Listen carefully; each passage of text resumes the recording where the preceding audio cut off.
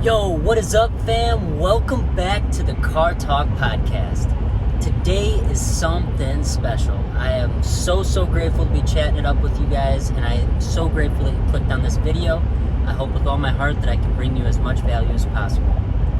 This podcast, I'm going to be talking about something that is very personal to me, and that is cannabis.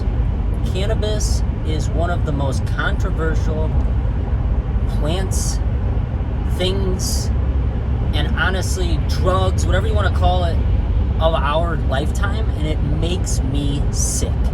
It makes me sick.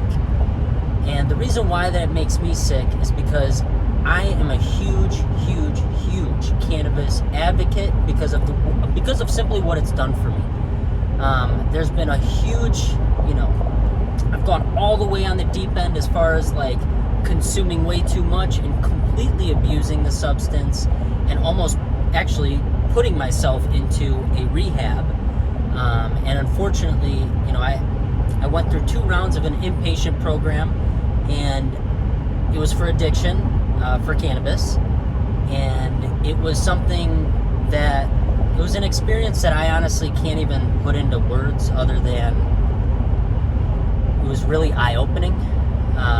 It really allowed me to reflect and just figure things out for myself. And that was around the time that I actually came back from college. I fell on my face completely, and that's a whole story within itself.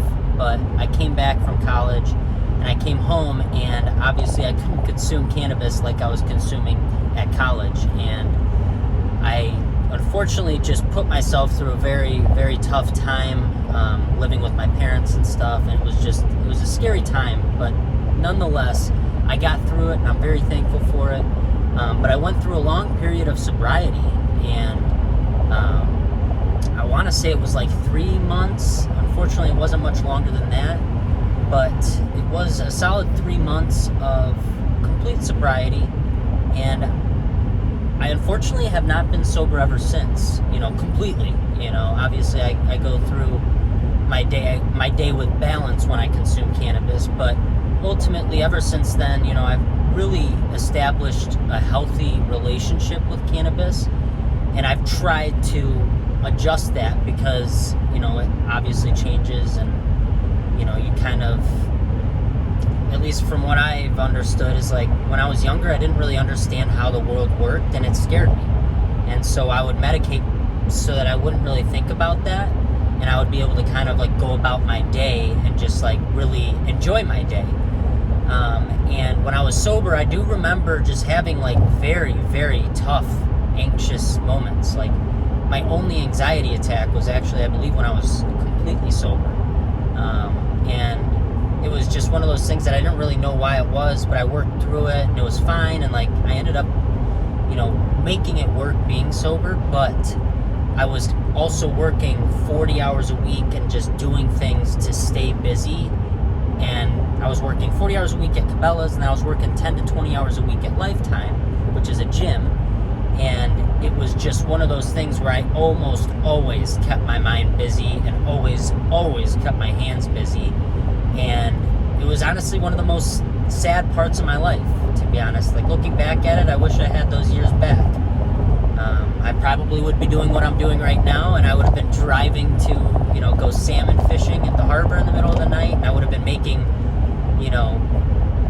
the gaps of my time last by just doing the things that I love, not necessarily working and saving money and paying off my debts, which is good too. But ultimately, you're only young once, you're only 20 once, you're only 21 once, you're only your age you are once. So it's really important, in my opinion, to execute your time and your day and your weeks and your months and your years, strategically, in ways that bring you happiness, and in ways that aren't going to result in 20 years down the road, or even sooner than that, resenting what you did at the previous years that, you've already experienced and lived through.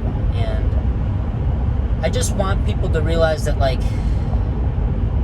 we all just need to stop judging ourselves as much, and we all just need to kind of take a step back and take a breather. My biggest issue was really that I thought, because of the stigma being instilled in me, I really just thought that me being a stoner was really bad. And I really, thought of it as like a really big negative, and I was really always ashamed of it. Like, even the people that I work with, like, they don't know I smoke. Like, no one really knows what I do. If you fish with me a lot, I got my fish whistle with me. That's what I call it. But ultimately, it's like, the way I think about it is it's really, with balance, it's just like anything. It's actually good. And, it doesn't, everybody's balance with things is different, like, obviously, if you eat donuts a lot and you love donuts, like, you shouldn't eat them every day. You know what I mean? Like, you really shouldn't. Otherwise, you're gonna pay the consequences of that, that action. But ultimately, like, if you have them once a week, or if you have them once in a while, like, you're gonna be fine. And it's a healthy balance. And I believe everybody's got a healthy balance with cannabis. And I believe that, some people choose to indulge like it's, alcohol, and they're going to a bar to get fucked up with their friends, and that's cool. That's fine. Just like I don't demonize the people that go out, get fucked up with their friends by drinking alcohol. Like, that's totally cool. And if you're the type of guy that likes to go to the bar and just socialize and have some fun with, people just shooting pool or whatever and having a few beers, like, that's awesome too. Like, that to me is a healthy balance. And as long as you're not, allowing that to impact your job, impact your finances, impact your lifestyle, and, your family time, like, family time is number one, like, you're good. You know what I mean? But if you're smoking so much that it's literally, like, resulting in you not wanting to see your family, and you, like, dreading, going out because that means you can't smell like weed, or whatever the case may be, like, then I would say you might need to establish a little bit of a better relationship and a balance with that, with that plant, because it is a plant, and it is a very powerful one. And it comes from this earth, and to me, that is everything. Like, I know it helps me. I've got some childhood baggage. Like, I've got some serious emotional damage, to say the least, like, from my younger years. And, I know a lot of people do, even from ages that they don't even remember. Like, if they've got great parents and they don't understand, if you don't understand why you're smoking a lot, well, maybe from ages 0 to 5, like, if you ask your parents how life was, like, you'll understand. They might have had an awful, awful time, adjusting to what it's like to being a parent and all of those things. And if you have neglect within those first 3 to 5 years of your life, or first 0 to 5 years of your life, like, you're going to be suffering subconsciously from that all of your life. I'm convinced. And I'm a firm believer that that's why the mental health crisis is as bad as it is in this day and age, is just because a lot of people are struggling. A lot of people are struggling, and they're struggling so bad that they're going to the doctors, and they don't know what else to do other than prescribe a medication that's going to potentially help. But what they don't say is that these medications are actually very, very, very, very addictive. Like, very addictive. And they're just very, not so much from the earth. They're not grown from the earth as such of a plant, like cannabis is.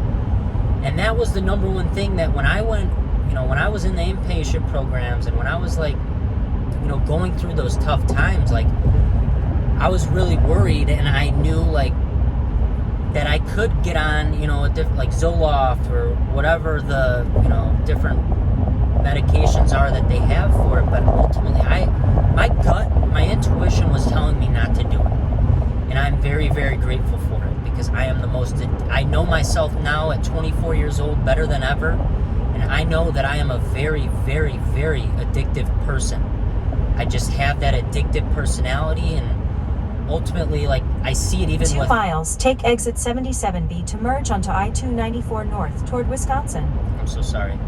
I see it even with cannabis and alcohol, like, for sure. And alcohol is one of those things, if I have a beer tonight, I'll crave one tomorrow night, and I'll crave the way it feels, it makes me feel, and all that. So, like, I'll drink 2 the next night, and, like, I've gone through cycles where it's like, I've just come to realize that alcohol is not the thing for me. Like, I'll do it socially when I get offered with some friends, but ultimately I would much rather smoke. That is my thing. I've never once gotten to a point where I can't control myself, and I've done things that I forever will regret and forever have to live with, like I've had happen with alcohol, and that's just one of those things. All right, real quick, I'm sorry. The second lane from right. This GPS is gonna keep going. I'm so sorry. I totally forgot to mute her. I normally do this. This is like my day near my 50th episode, and I've had this happen like the first 5 episodes. And if you're an OG listener, you know, like I've gotten better. I've been turning it off, but this one time I messed up. I totally forgot. So Use the right lane to take exit 77B to merge onto I-294 north toward Wisconsin. I'm sorry. But anyway, I want to get back to what I was talking about. Alcohol is just one of those things I just can't. I know myself well enough, and I know from studying my family members, it's just not for me. But cannabis is one of those things that I do feel like I feel like it was grown for me personally. Like, that's how passionate I feel for this plant. Like, I really believe it's a very, very powerful medicine, and it's very strain specific. So it's one of those things that's very customizable. Like, this is going to be one of the most profound medicines to ever be accessible to human beings. And I know as soon as we put all of our smartest scientists and all of our smartest people 13 miles, continue onto I-94 west. on the task of just understanding this plant better and better and utilizing its properties to be able to better our lives as humans, like, it's gonna be all good. And I really look forward to that day, and I know that day is coming. But the fact that it is so far away still, and the fact that we have such a mental health crisis in our world today, and it's like, the way that it is, it just makes me sick to my stomach. And that's ultimately why I'm talking about this, guys. Like, I know this is still like one of those topics that I'm a human being. I'm not a fisherman. I am not just a content creator. I'm not just anything. I am a human being, and this is one of those things. As a human being, it's helped me so much, and I feel so bad that I haven't said anything about it, and that I've been almost ashamed of saying something about it.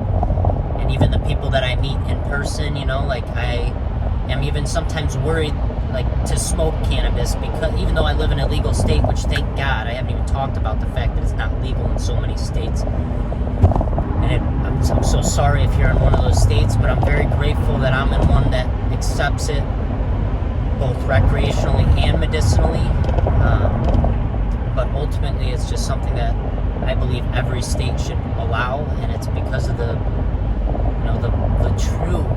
true power that this plant has. It is one of those things that it'll help you go through life and appreciate life for the blessing that it actually is. Like, it'll, at least I'm a believer that it does that for me, without thinking of all the negative bullshit stuff that was unfortunately instilled into us. Like, you really have to think back on how your parents are, and, like, you have to study your parents to really understand how you get some of the negative behaviors that you get, some of the negative thoughts that you get. And if you really, for me, it's been very obvious. Like, I just know exactly what I get what from and who I get it from, and it's been able to really help me along my journey. Just not like, it just helped me understand and cope with it, I guess. Like, I don't know how else to say it, but, and I've just noticed, like, a lot of the things that are deep within my soul that, like, bring me so much anxiety or brought me so much anxiety in my past. Like, the number one thing is school for me. Like, school was one of those things that, I don't know what it was, but I could not do it. I couldn't do it. Like, it really, like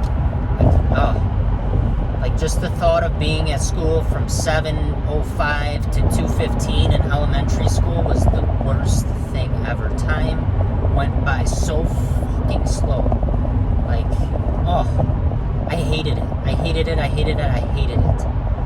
And it was just one of those things that, like, every August every time summer would come around, I'd be the happiest camper. I would be so happy all the way until July 30th. Once August hit, or July 31st, I don't even know how many days July has, but whatever. Once August hit, I instantly got this anxiety because we would always ride our bike to the school, and we would see if the classes were posted, and you'd see which teacher you got and who was in your class and stuff, and like, just, it brought me so much anxiety every single day that still to this day, 10, 15 years later, I feel it. Like, I'll wake up every day in August. Like, it's starting to get better now because it's going like mid-September, but like every day in August, I just wake up like, oh, I feel awful. And I thought it was always work.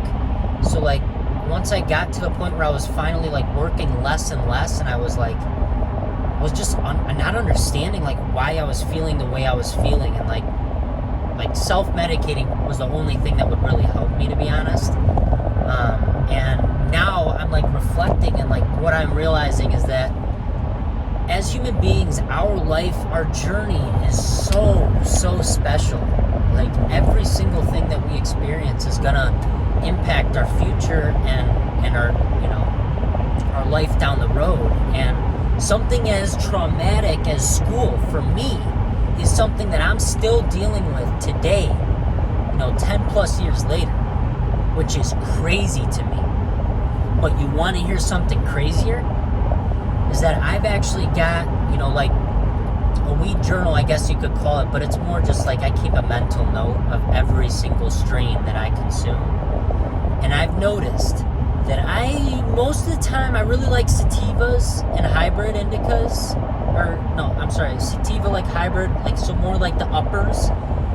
But in August, I have to have it like an indica or a hybrid indica. Like, it is one of those things that I just have to have something that is going to, like a strain that is going to specifically help anxiousness and just loss of appetite, like literal, like true PTSD type of strains. And I've noticed that it's only in like August, September, like early September, and then it's, now like I'm finally getting better. And that's because when I was a child, like I would finally understand, like, okay, it's not the end of the world.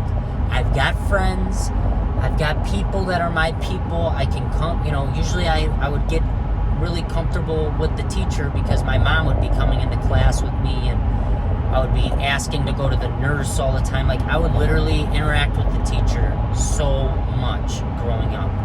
So like by September, like I actually would be a little bit more at ease with knowing the teacher, and I just got the rhythm down. And that's why even like now as an adult, like I feel much better. Like this month is like one of those months that like I don't even need to medicate that much. Like, it's just more or less like for fun, or like to help me be a little creative, or just sometimes just to like, ultimately I also am an empathetic person, and I think there are a lot of people out there that are very emotional and very empathetic naturally, and that's typically from one of your parents. So if you think on one of your parents, like if you can think of someone that that dang near cries if they see anything somewhat emotional, like on a movie program or whatever, like it could be really something simple, but they'll tear up.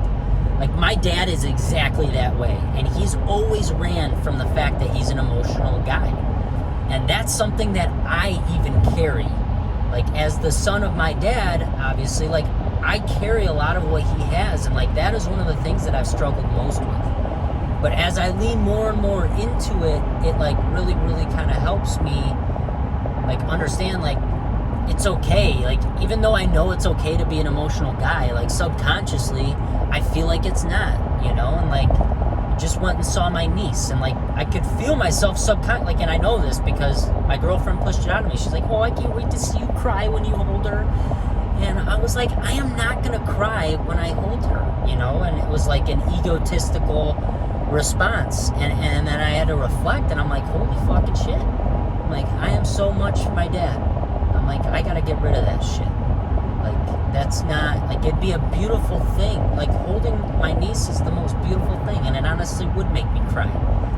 but I'm still working on myself to the point where, like, the full version of myself isn't even there yet. Like, I'm not even fully present. And I wonder sometimes if it's because of cannabis. Sometimes I wonder, like, if eventually when I finally feel like I fix myself or whatever, like I don't need to self-medicate, like, I wonder if then I'll feel like I can fully be emotional and, like, fully, you know, be myself. But ultimately, I think it just comes with time. And I think even when I do, like, fully come into myself and who I am, like, I think then is when I'll almost... 2 miles, continue on to I-94 West. I'll almost only consume cannabis for fun or for social, you know, scenarios, kind of like alcohol for me now.